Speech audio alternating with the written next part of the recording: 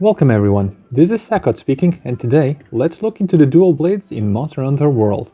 The dual blades are the fastest, most agile set of weapons in the game that allow you to dash all over the field with ease, as well as overwhelm the monster with a continuous barrage of attacks. As usual, I'll try to cover the basic options for the weapon that it has in detail, with a bit of commentary here and there. Move on to the weapon's standout features when using it in your hunts, along with some particularly useful skills, and wrap up with the weaknesses and things to look out for when you're using the weapon. So get comfortable, cause it's go time!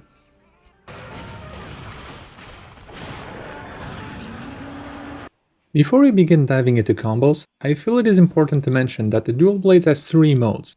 The normal mode, which is when you wield the weapon normally and also have the least amount of options combat-wise.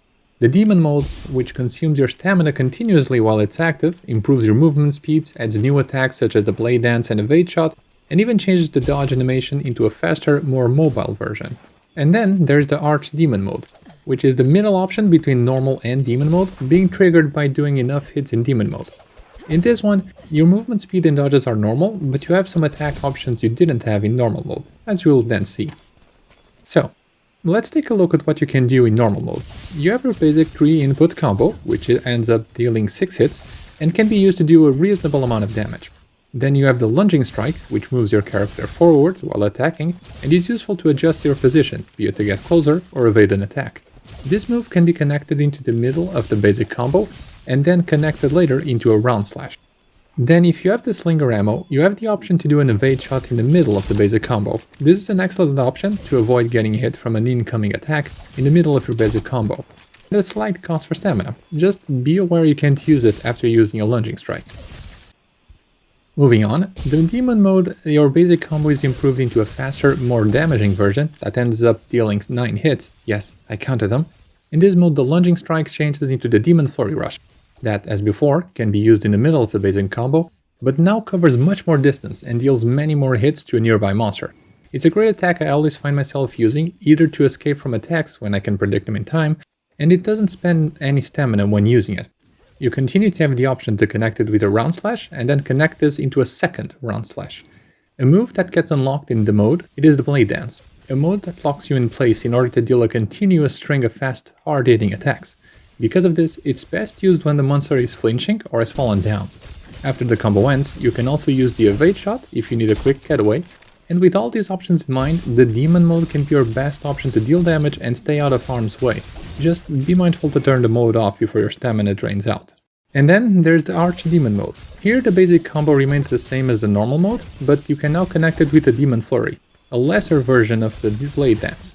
Just like in demon mode, you can use the demon flurry rush to cover some distance while attacking, and connect it with the round slash at the end. Also, don't forget to continue to have the evade shot to get you out of trouble. Moving on to the jumping attacks, you have a few options here due to the different modes. In normal mode, you can do a jumping double slash in the direction of your jump. Alternatively, you can also activate demon mode in midair, and if you're high enough, you can connect it with a spinning blade dance. Now, if you're in demon mode, you dodge in the direction of a climbable wall to start climbing it and jump off it performing the spinning blade dance, and can trigger a finisher while in the air. This will allow for a few extra hits when you land and some extra style points. To wrap it up, let's talk about sliding. You can trigger it with a demon flurry rush on a slope, and pressing the basic combo button will launch you forward in a spinning blade dance, similar to jumping off a wall or ledge in demon mode. Otherwise, you can jump off the slide for a normal jumping attack, or jump in order to trigger demon mode in midair. However, usually you won't have enough time to do a spinning blade dance after activating it. With that said, I think we should have a change of scenery.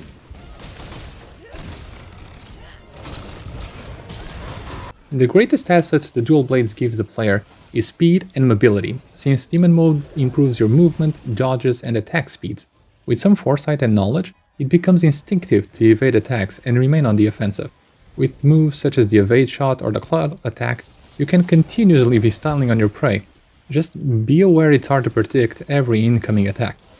Now, something I'd like to discuss is that I've seen a lot of people referring to the longsword as the weeb weapon, and although I don't disagree with this, I'd like to bring the argument that the dual blades can be another option for the aspiring weebs out there, in all the right ways. For example, the Naruto run, where in demon mode the movement animation resembles the way ninjas in Naruto run, and since it makes it easier to dash around the monster and make him miss all his attacks, It is too similar to being a ninja controlling his enemy and striking from behind.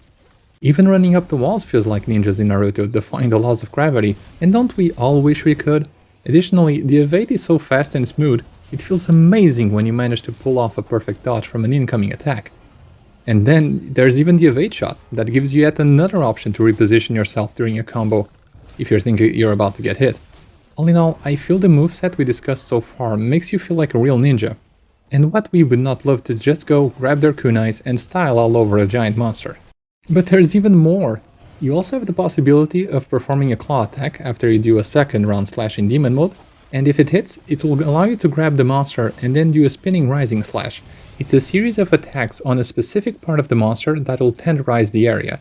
This makes the following attacks in this area do even more damage, and when it ends, the character jumps off the monster with a swift twisting black flip and a quick landing that allows you to either get back on the offensive or move back for some breathing room. Although you can perform the move when the monster is up, it is safest to practice doing it while the monster falls over, as there is enough time to do the full combo leading up to the claw attack. All in all, it's a useful attack that is swift, weakens your enemies, and it can allow you to smoothly avoid attacks. And is that not the way of the ninja? And now, for my final argument on the weapon's greatness and possible choice for the weep status, I'm just gonna let these images speak for themselves. Please enjoy what I like to call the LEVI.